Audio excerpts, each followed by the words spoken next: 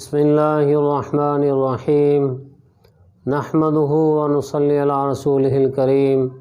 حضرات گرامی، برادران اسلام، ہم نماز پڑھتے ہیں اور بہت سے حضرات کو نماز کے اندر رکعات کے بارے میں شک واقع ہو جاتا ہے کہ کتنی بڑی ہیں، اس لیے اس مسئلے کو ذرا تفصیل سے ذکر کیا جاتا ہے کہ شک کی صورت میں ہم نماز کس طرح پوری کریں گے۔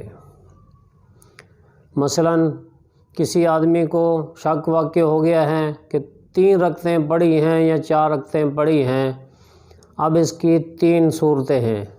پہلی صورت یہ ہے کہ زندگی کے اندر پہلی بار اس کو یہ شک واقع ہوا ہے، تو اس صورت میں وہ دوبارہ نئے سرے سے نماز پڑھے گا۔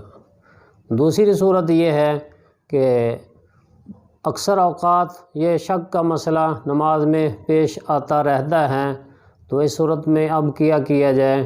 اب وہ سوچے، غور و فکر کرے کہ 3 رکعتیں پڑھی ہیں یا 4 پڑھی ہیں، تو غالب گمان کا اعتبار کرے گا۔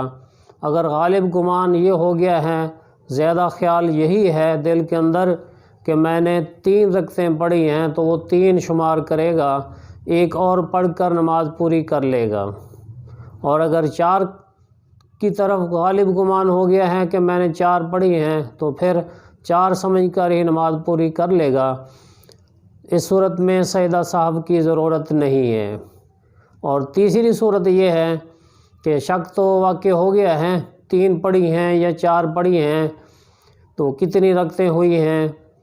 اب سوچ وچار کے باوجود غالب گمان نہیں ہو رہا، شک کی صورت ہے، تو اب یہ حکم ہے کہ وہ عقل کا اعتبار کرے گا۔ یعنی 3 اور 4 میں جب شک ہے تو وہ 3 سمجھے گا، لیکن تیسری رکعت پڑھ کر آخر کے اندر وہ تیسری رکعت کے بعد بھی بیٹھ کر قیدا کرے گا، اس لیے کہ ہو سکتا ہے یہ 4تھی رکعت ہو، اور پھر 4تھی رکعت پڑھ کر پھر قیدا کرے گا، اور آخر میں سجدہ سہو بھی اس صورت میں کرنا ہوگا۔ تو تیسری صورت میں سجدہ سہو بھی کرنا ہوتا ہے، تو عقل کو بنیاد بنانا ہوتا ہے۔ اگر یہی صورت پیش آ جائے پہلی اور دوسری رکعت کے بارے میں کہ میں نے 1 رکعت پڑھی ہے یا 2 رکعت پڑھی ہیں، تو اب یہاں بھی یہی 3 صورتیں ہو سکتی ہیں۔ نمبر 1 کہ پہلی دفعہ یہ شک پیش آیا ہے، شک کا مسئلہ نماز کے اندر اسے زندگی میں پہلی دفعہ پیش آیا ہے، تو اب وہ نئے سرے سے نماز پڑھے۔ اور دوسری صورت یہ ہے کہ یہ شک کا مسئلہ اسے رکعات کے بارے میں پیش آتا رہتا ہے، تو اب وہ کیا کرے گا؟ غالب گمان کا اعتبار کرے۔ اگر غالب گمان حاصل ہو جائے، یعنی سوچ وچار کرے، غالب خیال یہی ہے کہ میں نے 1 رکعت پڑھی ہے، تو 1 رکعت کو بنیاد بنا کر نماز پوری کرے۔ اور اگر غالب گمان ہو جائے کہ میں نے 2 رکعت پڑھی ہیں، تو اسی کو بنیاد بنا کر نماز پوری کرے گا۔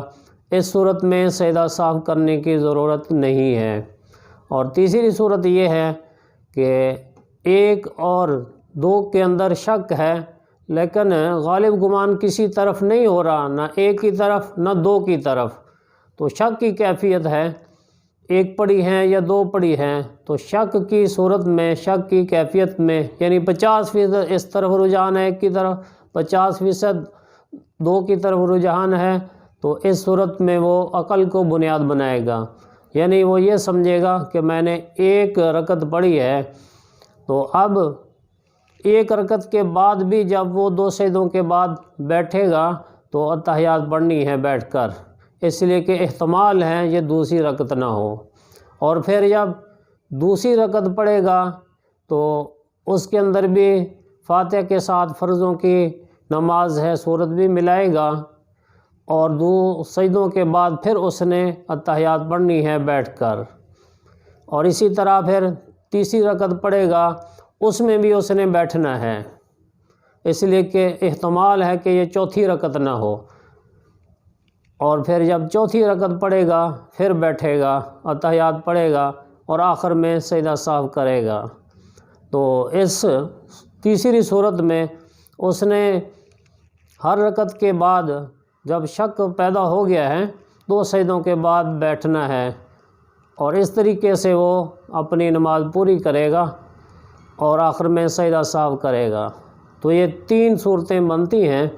تو شک کے مسائل ہیں تو آدمی غور کے ساتھ ان تینوں صورتوں کو سنیں اور سمجھیں اور دوسروں کو بھی سمجھائیں، کیونکہ یہ شک والا مسئلہ اکثر نمازیوں کو، بہت سے نمازیوں کو پیش آتا رہتا ہے۔